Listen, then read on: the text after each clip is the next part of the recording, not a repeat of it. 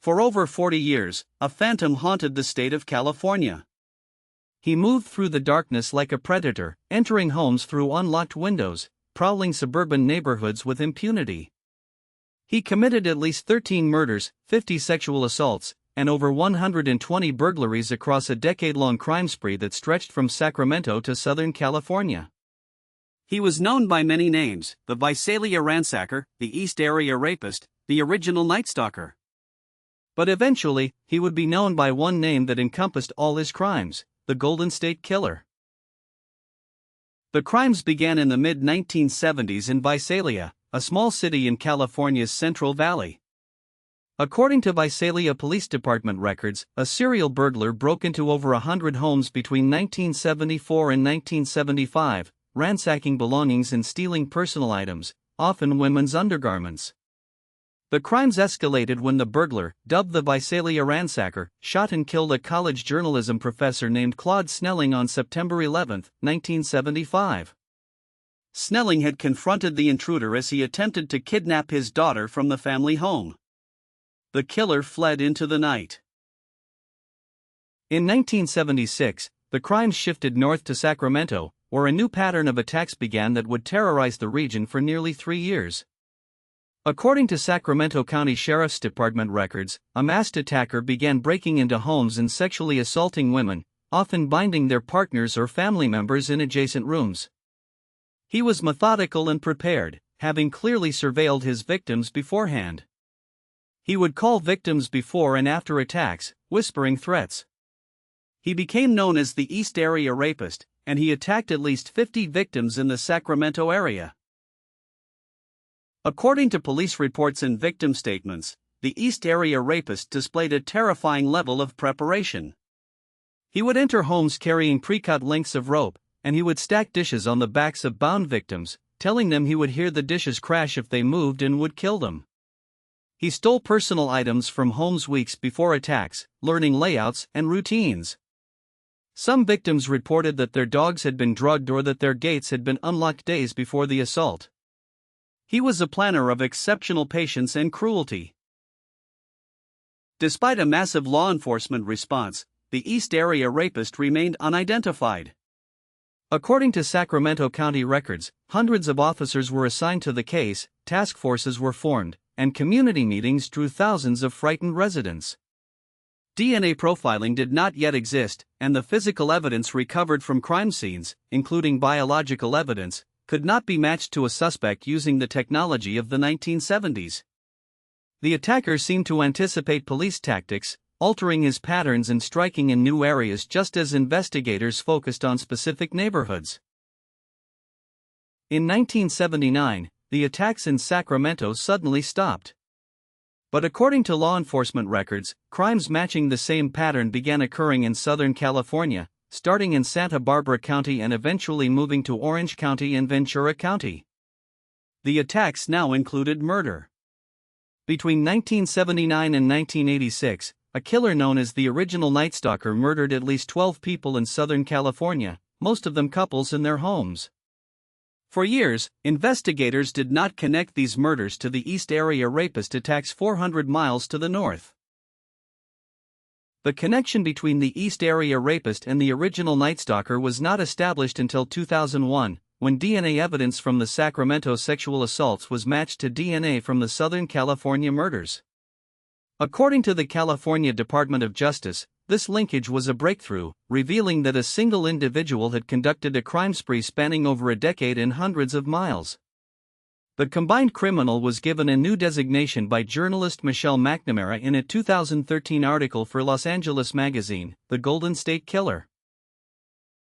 Michelle McNamara, a true crime writer married to comedian Patton Oswalt, became obsessed with solving the case. According to her research, later published posthumously in her book I'll Be Gone in the Dark, McNamara spent years analyzing police reports, interviewing victims and investigators, and exploring leads that law enforcement had not pursued. She was convinced the killer was hiding in plain sight, living an ordinary life in a California suburb. Tragically, McNamara died in her sleep in April 2016 at age 46, before the killer was identified. The breakthrough that finally solved the case came not from traditional police work but from a revolutionary application of consumer DNA technology. According to the Sacramento County District Attorney's Office, investigator Paul Holes and attorney Anne-Marie Schubert developed a strategy to upload crime scene DNA to GEDmatch, a free genealogy database used by hobbyists to find relatives.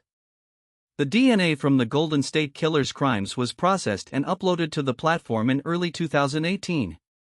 The results identified distant relatives of the unknown killer, setting off a genetic manhunt.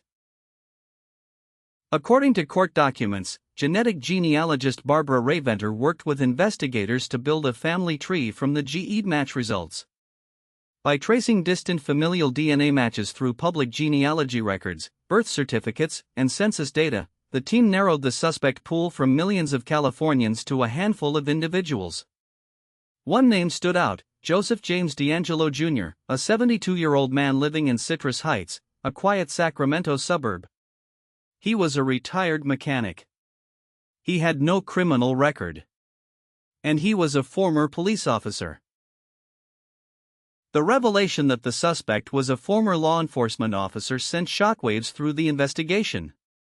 According to employment records obtained by investigators, Joseph DeAngelo had served as a police officer in Exeter, California, from 1973 to 1976, and then in Auburn, California, from 1976 to 1979.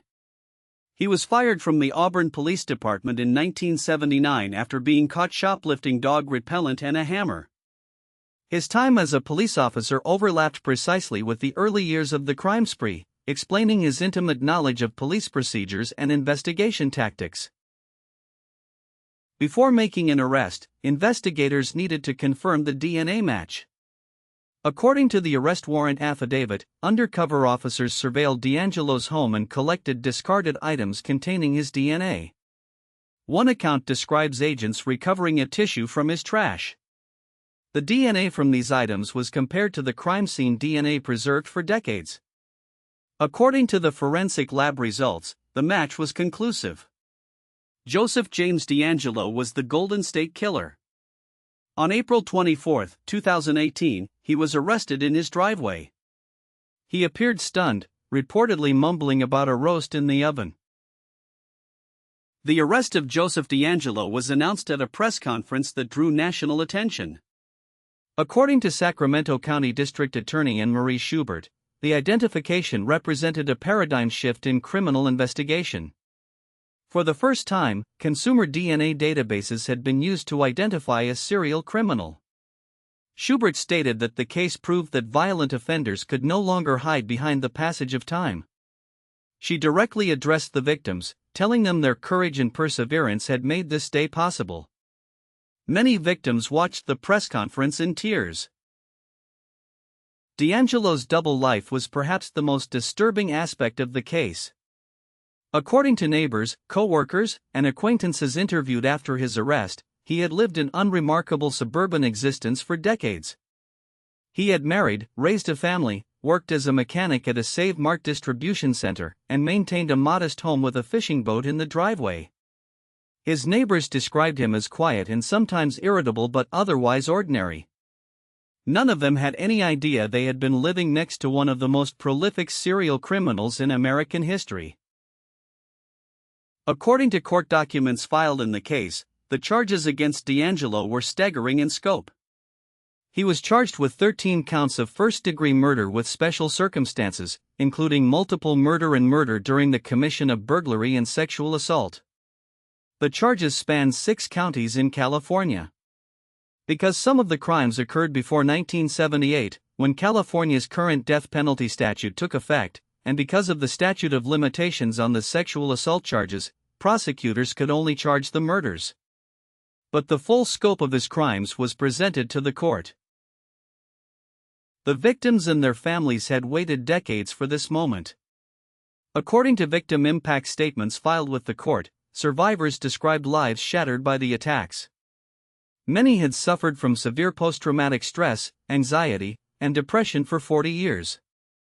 Some had been unable to form intimate relationships. Others lived in constant fear, checking locks and windows obsessively. One victim described how the attack had robbed her of the ability to feel safe in her own home, a violation that no amount of time could heal. Their testimony was devastating and powerful. In June 2020, Joseph James DeAngelo pleaded guilty to 13 counts of murder and admitted to the sexual assaults under a plea agreement that took the death penalty off the table. According to the plea transcript, DeAngelo, now 74 years old and appearing frail in a wheelchair, answered the judge's questions in a barely audible whisper. When asked to confirm each count, he replied with a quiet "I admit." It was the first time the Golden State Killer had ever acknowledged his crimes. The courtroom was silent except for the quiet weeping of survivors. The sentencing hearing in August 2020 was one of the most emotional courtroom events in California history. According to court transcripts, survivors and family members delivered victim impact statements over 4 days. They spoke directly to DeAngelo, describing the terror he had inflicted and the decades of suffering that followed. One victim told him he had stolen her ability to trust. Another described 30 years of nightmares. A murder victim's daughter told DeAngelo he would die in prison knowing he had destroyed her family. DeAngelo sat motionless and expressionless throughout. Joseph James DeAngelo was sentenced to multiple consecutive terms of life in prison without the possibility of parole. According to the sentencing order, he will die in prison. The judge called his crimes unspeakable and stated that the sentence reflected the magnitude of suffering he had caused over more than a decade of predatory violence. DeAngelo was transferred to a state prison facility, where he is expected to spend the remainder of his life. He has not spoken publicly since his guilty plea and has offered no explanation for his crimes. The use of genetic genealogy to identify DeAngelo opened a new era in criminal investigation but also ignited a fierce debate about privacy. According to civil liberties organizations, the technique raises profound questions about the use of consumer DNA data. When individuals submit their DNA to genealogy websites, they may not anticipate that their genetic information could be used by law enforcement to identify relatives involved in crimes. The GEMatch database subsequently changed its terms of service to require users to opt in to law enforcement searches. Investigator Paul Holes, who had worked the Golden State Killer case for over 20 years, described the moment of identification as the culmination of a lifelong quest. According to his published interviews, Holes had spent countless hours reviewing evidence, interviewing survivors, and chasing leads that went nowhere. He retired from the Contra Costa County District Attorney's office just days before DeAngelo's arrest, after dedicating the final years of his career to the case. The identification came not through a single eureka moment but through the patient accumulation of decades of work. Michelle McNamara's posthumous book I'll Be Gone in the Dark was published in February 2018, just 2 months before DeAngelo's arrest. According to publishing records, the book became a bestseller and was later adapted into an HBO documentary series. In the book's epilogue, McNamara addressed the unknown killer directly, writing prophetically that a day of reckoning was coming. Her dedication to the case and her faith that the killer would be found proved tragically prescient. She did not live to see justice, but her work helped ensure it arrived. Since the DeAngelo case, genetic genealogy has been used to identify suspects in dozens of cold cases across the United States. According to the FBI, the technique has become one of the most powerful tools in modern criminal investigation. Cases that had been cold for decades, with no suspects and no leads, have been solved using the same methodology that identified the Golden State Killer. The technology has also been used to identify unidentified remains, giving names back to victims who had been anonymous for years. A new frontier in forensic science had been opened. According to law enforcement records, DeAngelo's career as a police officer gave him extraordinary advantages in evading detection. He understood evidence collection, witness procedures, and investigation tactics. He knew which forensic techniques were available and which were not. He used gloves to avoid fingerprints, wore masks to prevent identification, and selected victims in patterns designed to confuse investigators trying to establish geographic profiles. His law enforcement training was weaponized against the very system he had sworn to serve and protect. The psychological profile of the Golden State Killer has been studied extensively by criminal behaviorists. According to FBI profilers who examined the case, DeAngelo displayed characteristics of a power reassurance offender who derived satisfaction from domination and control. His habit of calling victims before and after attacks, his meticulous planning, and his theatrical presentation during crimes all pointed to someone who needed to feel omnipotent. His career in law enforcement, which is itself a position of authority and control, may have been part of the same psychological pattern. For the communities that lived through the terror, DeAngelo's arrest brought a complex mixture of relief and renewed pain. According to interviews with Sacramento area residents who remembered the East Area rapist attacks, the identification validated decades of fear and vigilance. Some residents had never stopped looking over their shoulders, never stopped checking their locks twice before bed. The arrest confirmed that the monster had been real, that their fear had been justified. But it also meant confronting the reality that the monster had been living among them all along.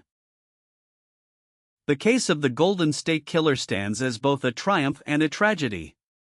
According to criminal justice scholars, it is a triumph of perseverance, of technology, and of the dedication of investigators who refused to let the case die. But it is also a tragedy of immense proportions: at least 13 lives lost, 50 people sexually assaulted, hundreds of homes invaded, and thousands of lives altered by fear. Joseph DeAngelo committed his crimes over more than a decade and hid for more than 4 decades. Justice arrived, but for many, it arrived far too late. Today, Joseph James DeAngelo sits in a California state prison, serving multiple life sentences without the possibility of parole. According to prison records, he is housed in a single cell and has no contact with general population inmates. The man who terrorized a state for over a decade will spend his remaining years behind walls and bars. And somewhere, in a genealogy database, the DNA that finally identified him sits as a permanent record, a digital witness to the truth that time and technology eventually catch up with even the most careful criminals. The Golden State Killer's reign is over. Forever.